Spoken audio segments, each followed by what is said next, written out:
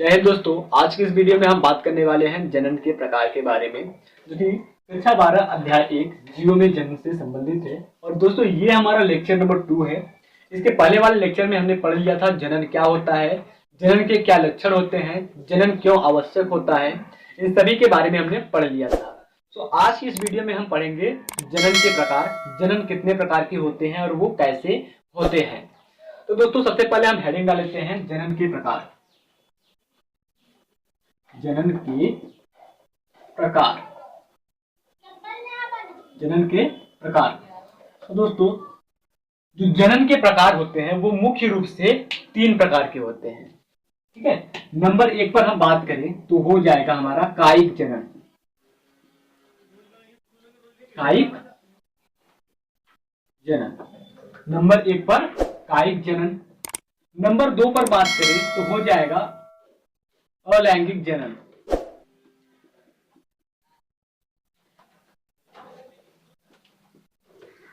अलैंगिक जनन। नंबर 3 पर बात करें तो हो जाएगा लैंगिक जनन।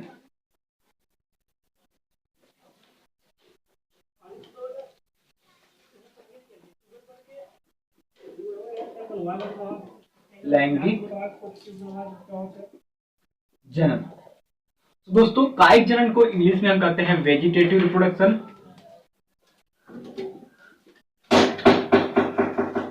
Vegetative reproduction.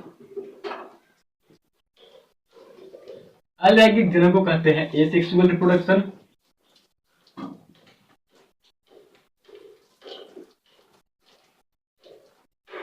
और लैंगिक जनन को कहते हैं हम सेक्सुअल रिप्रोडक्शन।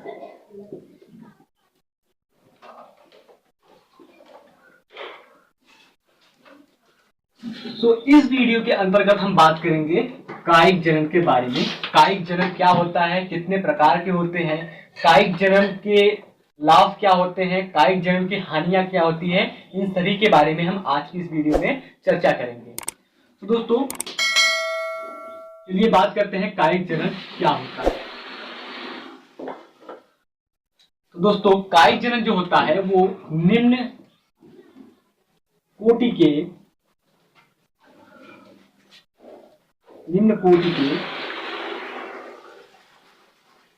जीवों तथा अधिकतर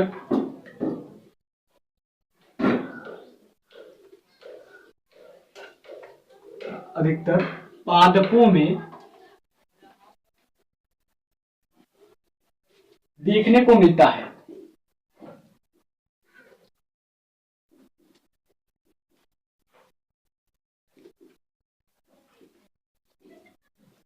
समझ में आया? जो कायिक जनन होता है वो निम्न कोटि के जीवों जैसे कि हो गया हमारा वायरस हो गया, बैक्टीरिया हो गए, इन सभी में कायिक जनन पाया जाता है। और सबसे ज्यादा जो कायिक जनन होता है वो देखने को मिलता है हमें पादपों में, यानी कि पेड़ पौधों में। ठीक है, अब जो कायिक जनन है दोस्तों वो एक प्रकार का अलैंगिक जनन है। कायिक जनन जो है वो एक प्रकार का अलैंगिक जनन है। अलैंगिक जनन है। ठीक है, जो कायिक जनन होता है वो अलैंगिक जनन के जैसा ही होता है, क्योंकि इसमें 2 जीवों की आवश्यकता नहीं होती है जनन के लिए, और इसमें गैमीट यानी कि युग्मक का निर्माण भी नहीं होता है। तीसरा पॉइंट पर हम बात करें तो जो कायिक जनन होता है उसके दौरान जो बने संतति होती है उसे क्लोन कहते हैं। ठीक है, कायिक जनन के द्वारा बनी संतति को क्लोन कहते हैं। क्या कहते हैं? क्लोन। कायिक जनन के द्वारा बनी संतति को क्लोन कहते हैं। ठीक है, हमने 3 पॉइंट देखा। जो कायिक जनन होता है वो अधिकतर पादपों में पाया जाता है और कुछ निम्न कोटि के जीवों में देखने को मिलता है। दूसरा पॉइंट हमने देखा कायिक जनन जो होता है वो एक प्रकार का अलैंगिक जनन है। तीसरा पॉइंट हमने जो देखा कायिक जनन के द्वारा बनी जो संतति होती है उसे क्लोन कहते हैं। ठीक है, क्लोन कहते हैं। अब दोस्तों हम देख लेते हैं कायिक जनन के प्रकार। कायिक जनन कितने प्रकार के होते हैं? तो नंबर 1 पर हम बात करें कायिक जनन के प्रकार में। कायिक जनन का जो प्रकार होता है वो मुख्य रूप से 2 प्रकार का होता है। पहला है प्राकृतिक कायिक जनन। प्राकृतिक कायिक जनन, या फिर इसी को हम कह सकते हैं प्राकृतिक कायिक प्रवर्धन या प्राकृतिक कायिक प्रजनन। नंबर 2 पर हम बात करें तो हो जाएगा हमारा कृत्रिम कायिक जनन। कृत्रिम कायिक जनन दोस्तों यहां पर नाम से पता चल रहा है, प्राकृतिक का मतलब हुआ प्रकृति के द्वारा जो स्वतः से जन्म लेता हो, और कृत्रिम का मतलब हुआ आर्टिफिशियल। कृत्रिम को आर्टिफिशियल कहते हैं। तो आर्टिफिशियल काम कौन करते हैं? हम मनुष्य करते हैं। हम मनुष्य उसे करवाते हैं। ठीक है, जो जनन मनुष्य खुद से करवाता है, स्वतः से करवाता है, उसे कृत्रिम जनन कहते हैं। ठीक है, तो हम इसमें सबसे पहले बात करेंगे प्राकृतिक कायिक जनन कितने प्रकार का होता है, प्राकृतिक कायिक जनन क्या होता है। तो दोस्तों जो प्राकृतिक कायिक जनन होता है वो निम्न प्रकार। प्राकृतिक जनन की हम परिभाषा की बात करें, प्राकृतिक जनन के अंतर्गत जो कोई किसी पादप से प्राकृतिक रूप से कोई भाग या रूपांतरित भाग, ठीक है, परिभाषा लिखे तो प्राकृतिक जनन प्राकृतिक कायिक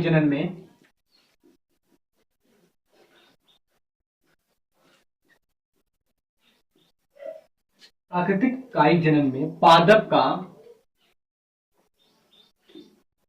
कोई अंग या रूपांतरित भाग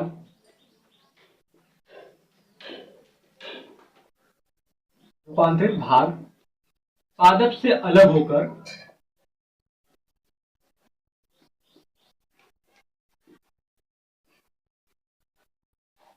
नया पादप बना लेता है।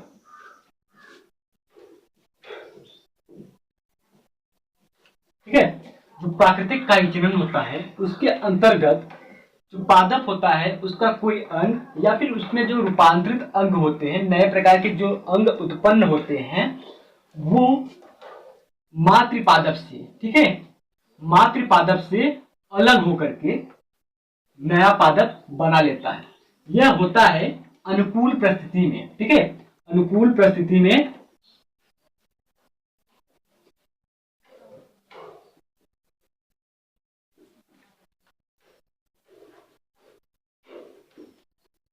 ठीक है, अनुकूल परिस्थिति में यह घटना घटित होती है। ठीक है, इसके बाद हम बात करें प्राकृतिक कायिक जनन के प्रकार के बारे में। प्राकृतिक कायिक जनन कितने प्रकार की होती है, तो सबसे पहले आप जल्दी से इसे नोट डाउन कर लीजिए या फिर स्क्रीनशॉट ले लीजिए। अब दोस्तों बात करें प्राकृतिक कायिक जनन, तो प्राकृतिक कायिक जनन मुख्य रूप से 3 प्रकार का होता है। नंबर 1 पर बात करें तो हो जाएगा जड़ों के द्वारा।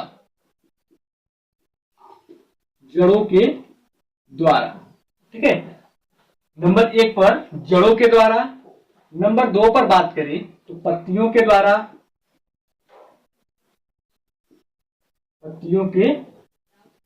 द्वारा।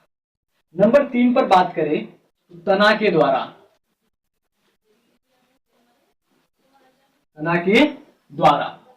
तो बारी बारी से चलिए इन तीनों को हम देख लेते हैं। जड़ों के द्वारा प्राकृतिक कायिक जनन कैसे होता है, पत्तियों के द्वारा प्राकृतिक कायिक जनन कैसे होता है, और तना के द्वारा कायिक जनन कैसे होता है। तो सबसे पहले आप इसे नोट डाउन कीजिए। दोस्तों अब बात कर लेते हैं जड़ों के द्वारा प्राकृतिक कायिक जनन। जड़ों के द्वारा प्राकृतिक कायिक जनन कैसे होता है। ठीक है, तो इसका परिभाषा होगा जिन जड़ों में भोजन संचित होता है या फिर जिन जड़ों में भोजन संचय होता है, अर्थात जो जड़ होते हैं वो भोजन वो अपने अंदर स्टोर करके रखते हैं, यानी कि जरूरत पड़ने के लिए अपने पास एक्स्ट्रा में रखते हैं। तथा जिन जड़ों में अपस्थानिक कलिकाएं उपस्थित होती हैं, अर्थात ये मान लीजिए कोई पौधा है और इसकी ये जड़ है, ठीक है, इस जड़ में कोई अपस्थानिक कलिकाएं उपस्थित है, ये आपका अपस्थानिक कलिका है, ठीक है, तो वो अनुकूल परिस्थिति, यानी कि इसका जब टाइम आएगा, ठीक है, लोग कहते हैं ना अपना टाइम आएगा, तो इस पौधे का, इस कलिका का जब टाइम आएगा तो वो एक नया पौधा बना लेगा, ठीक है, वो एक प्रकार का नया पौधा बना लेगा। जैसे कि अगर हम बात करें उदाहरण में शकरकंद, पुदीना आदि। दोस्तों अगर आप पुदीना का पेड़ घर पर लगाएंगे, ठीक है, आप एक पेड़ लगाएंगे पुदीना का, ठीक है, एक पेड़ पुदीना का लगाएंगे, तो कुछ दिनों के बाद देखेंगे वहां पर एक से अधिक पेड़ पुदीना के उग जाएंगे, ठीक है, एक से अधिक पेड़ पुदीना के उग जाएंगे। तो इसमें जो जनन हुआ वो जड़ों के द्वारा प्राकृतिक कायिक जनन हुआ। फिर उसके बाद हम बात करें पत्तियों के द्वारा कायिक जनन, ठीक है, पत्तियों के द्वारा प्राकृतिक कायिक जनन। तो कुछ मांसल पत्तियों में भोजन संग्रह होता है, जैसे कि जो पत्तियां होती है मोटी होती है, गुद्देदार होती है। जैसे बात करें नागफनी की पत्तियां, तो उसमें भोजन संग्रह होता है। एलोवेरा की पत्तियां वो लसलसादार होती है, उसमें भोजन संग्रह होता है। डायोफिल की पत्तियां, उसमें भी भोजन संग्रह होता है, ठीक है। तो कुछ मांसल पत्तियां भोजन संग्रह होता है, ठीक है, कुछ मांसल पत्तियों में भोजन संग्रह होता है। यह पूर्ण कलिकाओं का निर्माण करती है, ठीक है, वो पत्तियां जो होती हैं वो पूर्ण कलिकाओं का निर्माण करती हैं। जैसे कि हम आपको चित्र के माध्यम से बता दें, ये मान लीजिए हमारा एलोवेरा का पौधा है, ठीक है, एलोवेरा का पौधा है। ये जो एलोवेरा है दोस्तों, इसमें पूरा भोजन संग्रह हुआ है, ठीक है। अब इधर से बगल से एक कलिका निकलेगी, एक कलिका निकलेगी, कुछ समय के बाद ये कलिका अलग होकर के एक नया पौधा बना लेगी, ठीक है। अब उसके बाद हम बात करते हैं तना के द्वारा प्राकृतिक कायिक जनन। तना के द्वारा प्राकृतिक कायिक जनन कैसे होता है?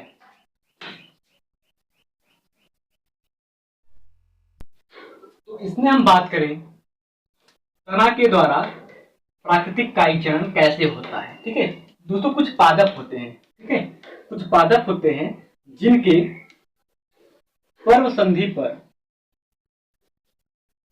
पर्व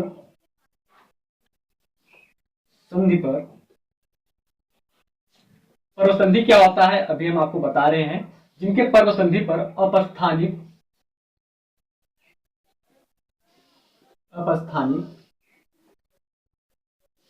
कलिकाएं उपस्थित होती हैं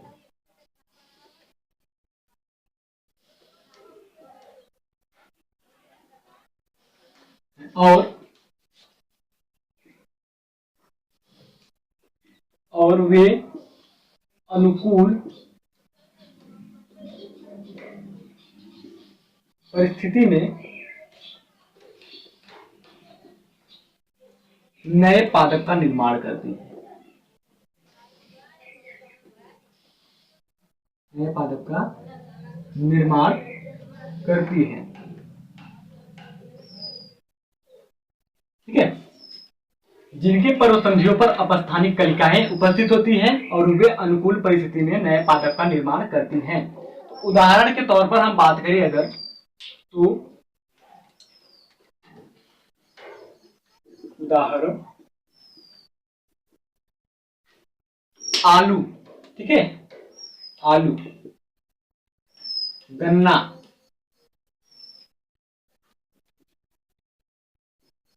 अदरक, हल्दी, इन सभी के पर्व संधियों पर अगर अपस्थानिक कलिकाएं निकलती हैं तो वो अपस्थानिक कलिकाएं आगे चल करके नए पादप का निर्माण करती हैं। चलिए चित्र के द्वारा हम आपको समझाते हैं, ठीक है। मान लीजिए ये कोई आलू है, आपका आलू है, ये इसकी आंखा है, आलू पर ये इसकी आंखा है जिसे हम पर्व संधि कहते हैं। इन पर्व संधियों पर कोई कलिकाएं निकल जाती हैं, ऐसे हरी पत्तियां निकल जाती हैं। ये जो पर्व संधियां होती हैं वो एक अलग पादप का निर्माण करती है। आपने बुआई की होगी आलू की, तो आलू की बुआई कैसे होती है? जहां पर पर्वसंधियां निकली होती है, उसी के बीचों बीच इसे काट दिया जाता है 2 से 3 भागों में। ठीक है, उसके अलग अलग टुकड़े को हम अलग अलग जगहों पर रख देते हैं।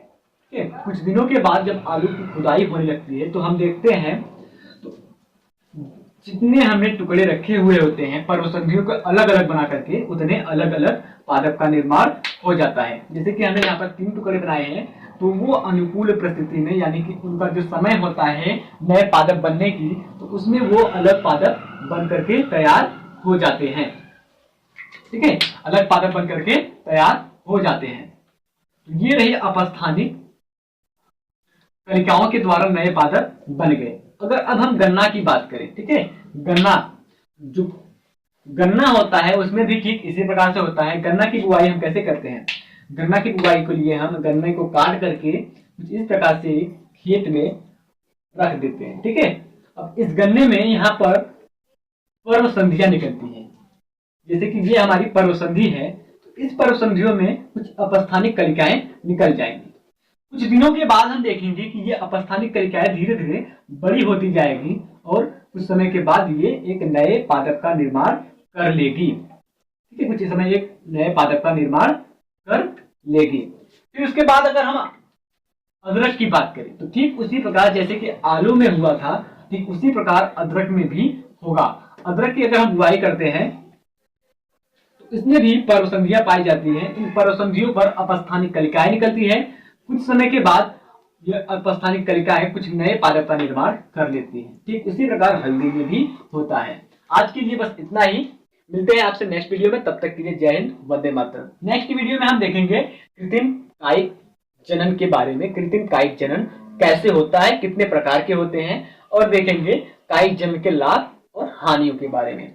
आई होप दोस्तों आपको जानकारी अच्छी लगी होगी। दोस्तों अगर जानकारी अच्छी लगी हो तो प्लीज वीडियो को लाइक कीजिए, चैनल पर नए हैं तो चैनल को सब्सक्राइब कीजिए और अपने दोस्तों के साथ शेयर जरूर कीजिए।